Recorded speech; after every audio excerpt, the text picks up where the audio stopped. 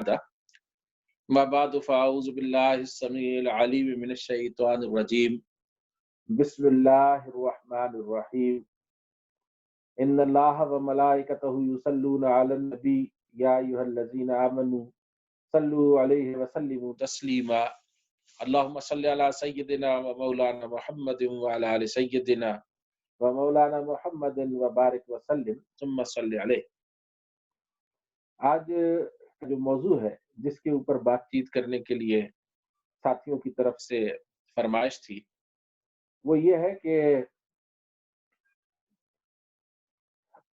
کہ اللہ تعالیٰ کے عذاب میں اور آزمائش میں ہم کیسے ڈفرینشیٹ کریں گے، کیسے فرق کریں گے کہ یہ اللہ کا عذاب آ رہا ہے یا یہ اللہ کی آزمائش ہے۔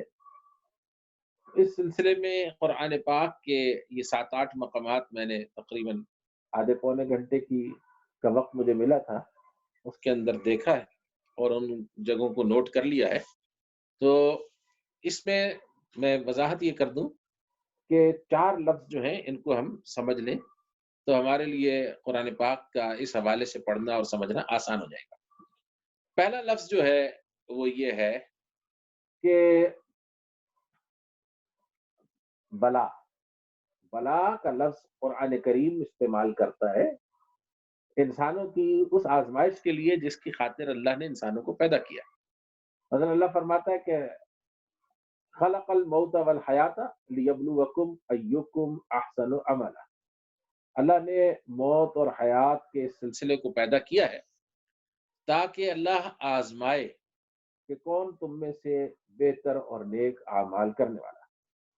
اسی طریقے سے ایک دوسرے مقام کے اوپر بھی اللہ تبارک و تعالیٰ نے فرمایا کہ ہم نے انا خلقنا الانسان من نطفۃ امشاج نبتلیہ فجعلناہ سمیعا بصیرا، کہ ہم نے انسان کو جو ہے وہ پیدا کیا ایک ملے جلے نطفے سے اور اس کو آزمانے کے لیے پیدا کیا ہے، تو اس وجہ سے اس کو ہم نے سننے والا اور دیکھنے والا بنایا ہے۔ اس کا ایک دوسرا ترجمہ یہ ہے کہ ہم اس کو مختلف حالتوں میں ڈال کر اور اس کی ترقی کرتے رہے یہاں تک کہ وہ سننے والا اور دیکھنے والا ہو گیا۔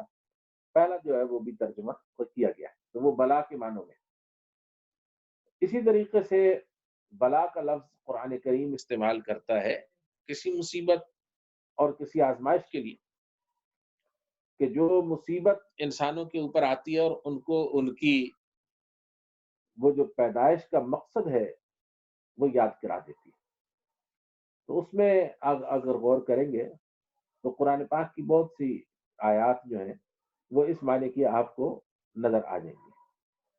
یہ لفظ بلا جو ہے یہ اصل میں ایک ایسی آزمائش ہے کہ جس آزمائش کا نتیجہ اچھا بھی نکل سکتا ہے اور برا بھی نکل سکتا ہے۔ ایک بلا سے ملتا جلتا لفظ ہے، قرآن کریم اسے استعمال کرتا ہے، احادیث میں بھی وہ استعمال ہوا ہے، اور اسے فتنہ کہتے ہیں۔ فتنہ جو ہے یہ وہ آزمائش ہے کہ جو انسان کے اوپر اس کے ایمان کے لیے ایک امتحان بن کر آتی ہے، اور یہ وہ آزمائش ہے اور وہ امتحان ہے کہ جو انسان کو بعض اوقات ایمان سے محروم کر دیتا ہے، اور بعض اوقات وہ امتحان جو ہے اس میں انسان کامیاب ہو کر اور اس مقام کے اوپر پہنچ جاتا ہے کہ اللہ تبارک و تعالیٰ اس انسان کو درجات میں بلند کر دیتا ہے۔ یہ دوسرا لفظ ہے۔ ایک تیسرا لفظ اس حوالے سے اگر کبھی آپ قرآن پاک کے مختلف مقامات کو آپس میں ایک دوسرے کے ساتھ ملا کر پڑھیں گے تو دیکھیں گے کہ تیسرا ایک لفظ قرآن نے استعمال کیا، اخذ، الف خ زال، اخذ۔ اخذہ کا معنی ہوتا ہے پکڑ لینا، لے لینا۔ تو اخذناہم بالبأساء والضراء، ہم نے ان کو مشکل حالات اور اچھے کھلے خوشحال حالات سے پکڑ لیا، لعلہم یتضرعون، تاکہ وہ ہمارے سامنے آہوزاری کریں، عاجزی سے بولیں۔ تو ایک لفظ اخذ کا بھی ہے، اور وہ اخذ جو ہے وہ جب شدید ہو جاتا ہے تو وہ عذاب کی ایک بڑی بدترین صورت بھی بن جاتا ہے. جیسے کہ اللہ رب العزت نے فرمایا کہ پھر ہم نے جب فرعون کو پکڑا تو اس کو پکڑا ایک ایسی پکڑ کے ساتھ کہ جو عزیز اور مقتدر کی پکڑ تھی. تو یہ تیسرا لفظ ہے.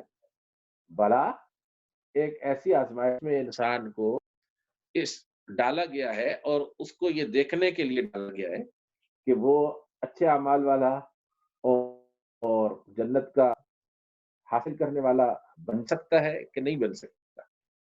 فتنہ ایک ایسی آزمائش ہے کہ جو انسان کی جان اور مال کو اس طرح سے آزماتا ہے کہ انسان کا ایمان بعض اوقات خطرے میں پڑ جاتا ہے یا ایمان کو آسانی کوئی بھی صورت نہ ہوتی.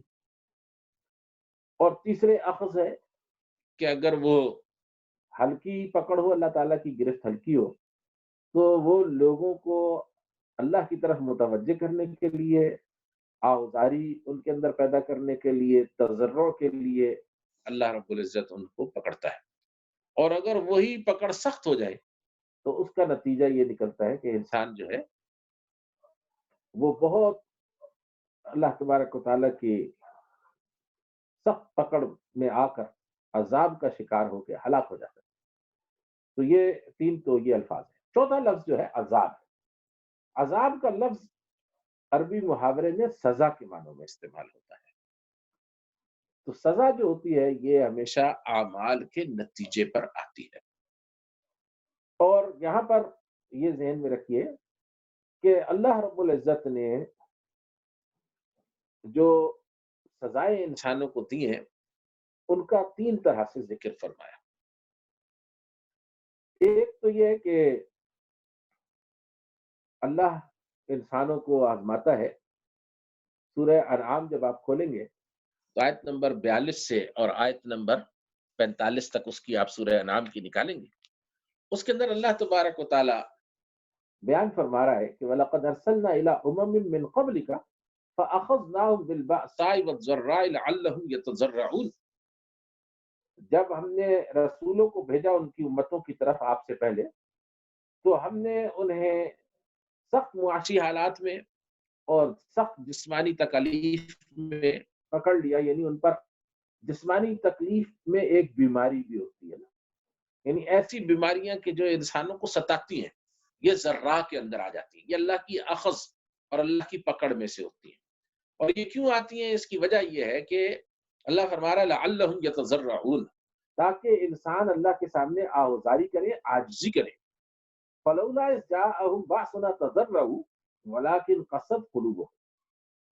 اور ایسا کیوں نہیں کیا امتوں نے کہ جب ان کے پاس ہماری بأس، ہماری پکڑ، ہماری جو ہے وہ سختی آئی تو وہ اللہ کے سامنے آہذاری کرتے، عاجزی کرتے، گڑ گڑاتے اور پھر وہ اللہ سے اپنی جو ہے نا وہ مصیبت میں سے نجات حاصل کر لیتے. بلکہ الٹا ہوا یہ کہ ولیکن قست قلوبہم، ان کے دل جو تھے وہ سخت ہوتے چلے گئے. وزین لهم الشیطان ما كانوا يعملون، اور الٹا شیطان نے ان اعمال کو اور زیادہ خوبصورت بنا کر انہیں دکھانا شروع کر دیا کہ جن اعمال کی وجہ سے ان پر یہ پکڑ آئی تھی اور رسول ان کو متنبہ کرنے آئے تھے. فلما نسوا ما ذکروا به، پھر جب ان کو جو نصیحت کی جا رہی تھی اس کو انہوں نے بالکل بھلا دیا، نظر انداز کر دیا. فتحنا علیہم ابواب کل شیء، پھر ہم نے ان کے اوپر ہر طرح کے دروازے جو ہیں وا کر دیے، ہر طرح کی نعمتیں جو ہیں ان کے انبار ان کے سامنے لگا دیے. حتی اذا فرحوا بما اوتوا، پھر جہاں تک کہ جو ان کو مال دیا گیا تھا، جو دولت دی گئی تھی، جو خوشحالی دی گئی تھی، جو راحتیں آرام ان کو عطا کیے گئے تھے، ان کے اندر وہ شادہ اور فرحاں ہو گئے، مگن ہو گئے. فَأَخَذْنَاهُمْ بَغْتَةً فَإِذَا هُمْ مُبْلِسُونَ، تو ہم نے ان کو اچانک پکڑا، اور اس وقت جب اللہ کی اچانک پکڑ آئی تو وہ بالکل حق دک رہ گئے اور وہ بالکل بھوچکے رہ گئے. فَقُطِعَ دَابِرُ الْقَوْمِ الَّذِينَ ظَلَمُوا، تو جو ظالم قوم تھی جس ظلم کی وجہ سے اس کے اوپر پکڑ آئی تھی اس کی جڑ کاٹ دی گئی. والحمدللہ رب العالمین. تو ایک تو جو ہے وہ یہ ہے کہ جو قرآن کریم ہمیں یہ بتاتا ہے کہ اللہ رب العزت جب رسولوں کو بھیجتا تو ان رسولوں کو جن امتوں کی طرف بھی بھیجتا تھا، ان امتوں کے اللہ رب العزت جو ہے وہ سختی کے ساتھ، یعنی باسا کا مطلب یہ ہے کہ ان کے اوپر سختی آتی ہے معاشی اطراف سے. یہ باس کی جمع ہے. باس کہتے ہیں عذاب کو اور جنگ کو، اور باسا اس کی جمع جب آتی ہے تو اس سے مراد ہوتے ہیں معاشی حالات کا دگرگوں ہو جانا، انسانوں کی معیشت کا خراب ہو جانا، کھانے پینے کے معاملات انسان کے بگڑ جانے. اور ذرہ جو ہے یہ تکلیف ہے، آزار ہے، ضرر ہے کہ جو انسان کو سختی لاحق ہوتی ہے بیماریوں کی طرف سے. تو اللہ فرماتا ہے سورہ اعراف کے اندر، اگر آپ چلے جائیں آیت نمبر 94 سے لے کے اور پھر آیت نمبر 99 تک اگر آپ اس کا مطالعہ کریں غور سے، تو یہی بات جو سورہ انعام میں اللہ نے فرمائی ہے، اس کو مزید وضاحت کے ساتھ سورہ اعراف کے اندر دوہرایا. فرمایا وما ارسلنا فی قریۃ من نبی، اور کوئی بھی نبی ایسا نہیں ہے جسے ہم نے کسی بستی میں بھیجا ہو، الا اخذنا اہلھا بالبأساء والضراء، لیکن ہم نے یہ ضرور کیا کہ ہم نے اس کے رہنے والوں کو معاشی پریشانیوں اور جسمانی آزار اور تکالیف میں، جس میں سب سے بڑی چیز بیماری ہوتی ہے، پکڑ لیا. لعلہم یضرعون، تاکہ وہ آہوزاری کریں. جب انہوں نے آہوزاری نہیں کی، وہ بیچ میں وہ بات کہ جو سورہ انعام کے اندر پیچھے بیان ہو چکی ہے کہ فلما نسوا ما ذکروا بہ، تو جب انہوں نے آہوزاری نہیں کی اور وہ بھلا دیا اور نظر انداز کر دیا جن باتوں پر ان کو متنبہ کیا جا رہا تھا، تو اللہ فرماتا ہے کہ ثم بدلنا مکان السیئۃ الحسنۃ حتی عفوا، پھر ہم نے یہ کیا کہ ان کو تکالیف کے بجائے حسنات دے دی. حسنات کا یہاں پر کیا مطلب ہے؟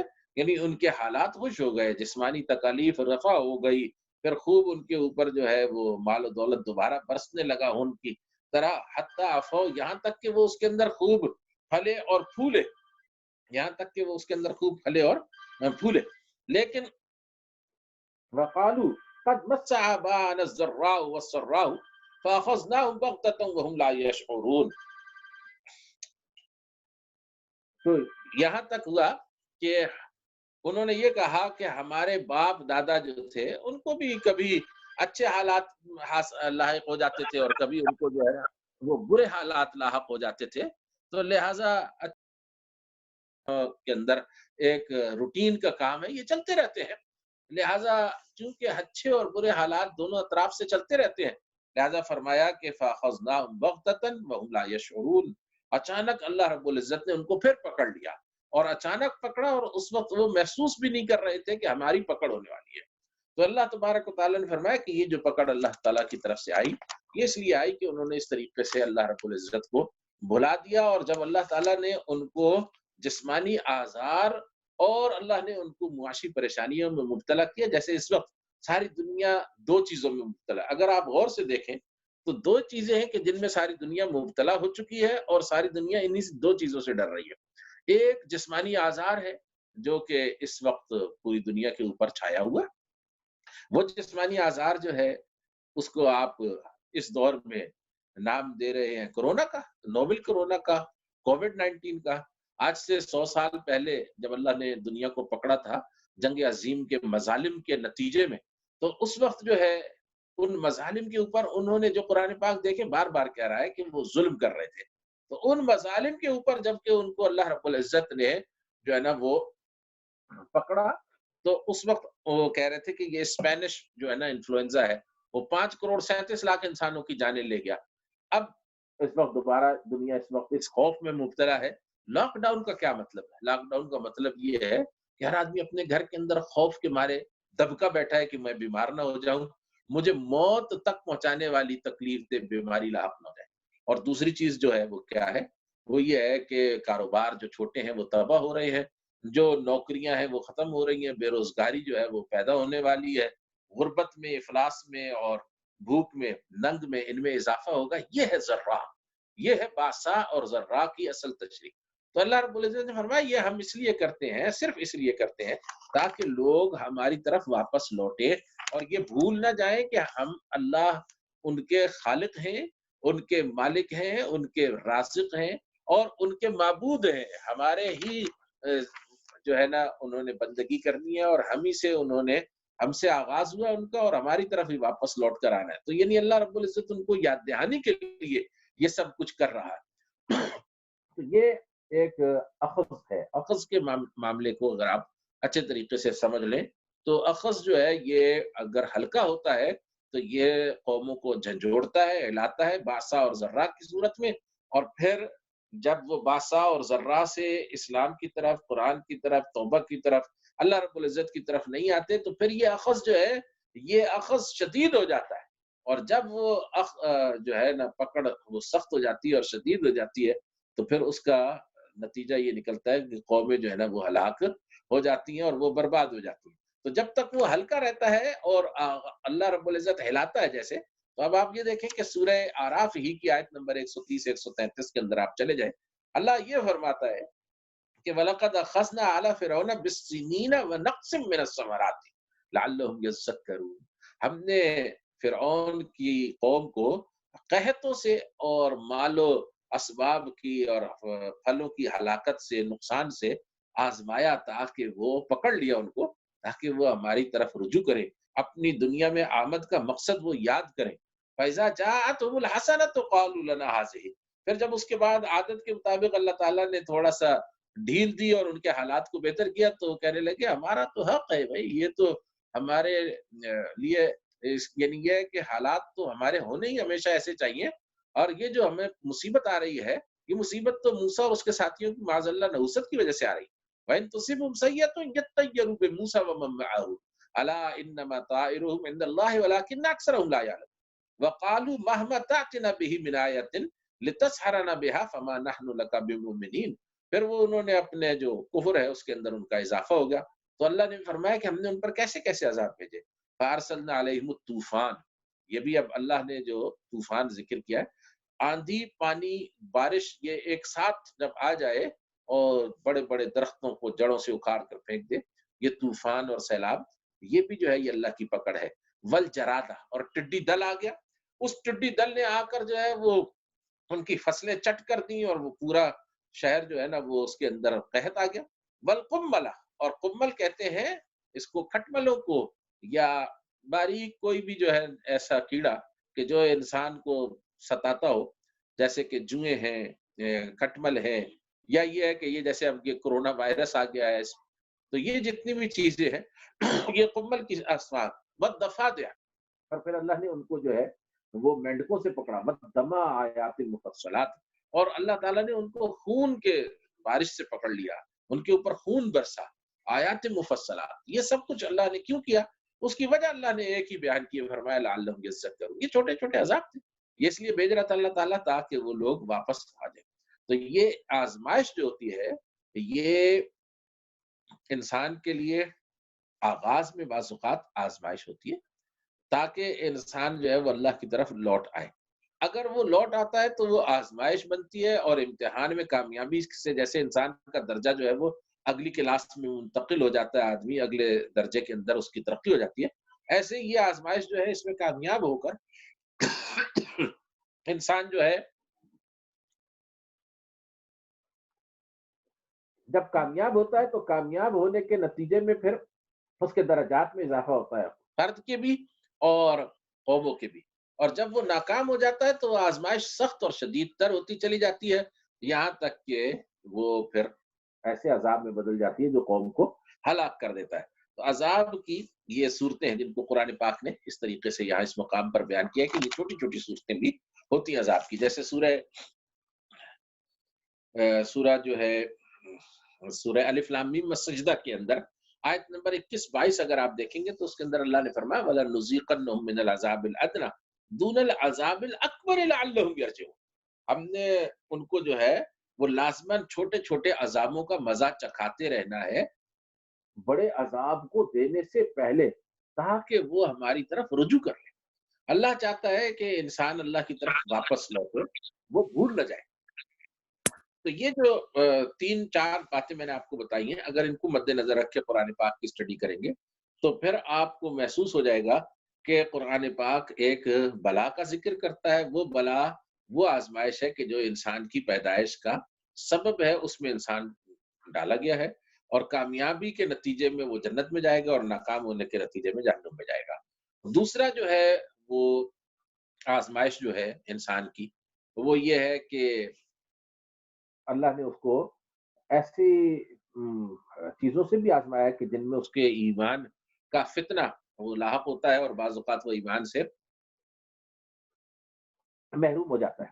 اور تیسری بات جو ہے وہ یہ ہے کہ اخذ یعنی پکڑ کی ابتدائی صورت جو ہوتی ہے وہ ایسی ہوتی ہے کہ انسان اگر اس میں سنبھل جائے تو وہ اس کے لیے آزمائش بن جاتی ہے اور کامیابی کے نتیجے میں اس کی اور اس کی قوم کی درجات میں ترقی ہو جاتی ہے۔ اور اگر وہ واپس نہ آئے اللہ کی طرف اور اس میں آزمائش میں ناکام ہوتا چلا جائے تو پھر وہی اخذ جو ہے وہ عذاب میں تبدیل ہو جاتی ہے اور وہ عذاب جو ہے وہ عذاب استیصال تک چلا جاتا ہے، جس کا قرآن کریم کہتا ہے کہ یہ عذاب جو ہے عذاب اکبر ہوگا کہ جو پوری قوم کو مٹا کر اور ہلاک کر دے گا۔ اس سلسلے میں یہ آیات جو ہے نا سورہ قصص کی، جیسے فخسفنا بہ وبدارہ الارض، ہم نے اس کو جو ہے نا زمین میں دھسا دیا اور اس کے ساتھ اس کے پورے گھرانے کو بھی زمین میں دھسا دیا۔ یہ قارون کے بارے میں اللہ نے فرمایا۔ تو ایک صورت یہ بھی ہے کہ سورہ عنکبوت میں اللہ نے 4 صورتیں بیان فرمائی ہیں کہ کبھی فَكُلًّا أَخَذْنَا بِذَنبِهِ، ہر ایک کو جب ہم نے پکڑا تو اس کے گناہ کے سبب سے پکڑا۔ تو کسی کو ہم نے جو ہے نا ہم نے اس میں سے دھسا دیا زمین میں، کسی کے اوپر جو ہے وہ آسمان سے جو ہے پتھروں کی بارش نازل ہوئی، کسی کے اوپر ایسا خوفناک دھماکہ ہوا، ایسی چیخ آئی کہ ان کے دل پھٹ گئے، وہ ہلاک ہو گئے، اور کسی کو غرق کر دیا۔ تو یہ سب صورتیں تو دنیاوی عذاب کی صورتیں ہیں۔ آخر میں نبی کریم صلی اللہ علیہ وسلم کی ایک حدیث بھی آپ کو سنا دوں، جس کے بعد پھر کنکلوژن جو ہے نا وہ میں آپ کے سامنے سورہ قلم کے حوالے سے رکھوں گا کہ آپ صلی اللہ علیہ وسلم نے فرمایا کہ ان ھذہ امت مرحومۃ، یہ جو میری امت ہے یہ امت مرحومہ ہے، اس کے اوپر اللہ نے رحم کر دیا ہے، یعنی اس کے لیے وہ لیس لہا عذاب فی الآخرہ، اس کے لیے دائمی عذاب آخرت نہیں ہے، آخرت کا دائمی عذاب اس کو نہیں ہوگا، لیکن عذابها فی الدنیا، دنیا کے اندر اس کو عذاب ہوگا۔ اور وہ کیا ہے؟ عذابها فی الدنیا القتل والفتن والزلازل، اس کے اوپر جو ہے نا زلزلے آتے ہیں تو یہ بطور عذاب کے آتے ہیں، قتل آتے ہیں اس کے اوپر، اور پھر ایک دوسرے کو یہ مارتے ہیں اور خانہ جنگی میں مبتلا ہو جاتے ہیں، اور دشمن بھی آ کے ان کو قتل کرتے ہیں، اور فرمایا کہ ان کے اوپر جو ہے نا وہ طرح طرح کے فتنے آتے ہیں، ایمان کی آزمائش کی صورتیں پیدا ہوتی ہیں۔ یہ سب کچھ جو ہے یہ اللہ تعالیٰ کی طرف سے آزمائش کے طور پہ آتا ہے۔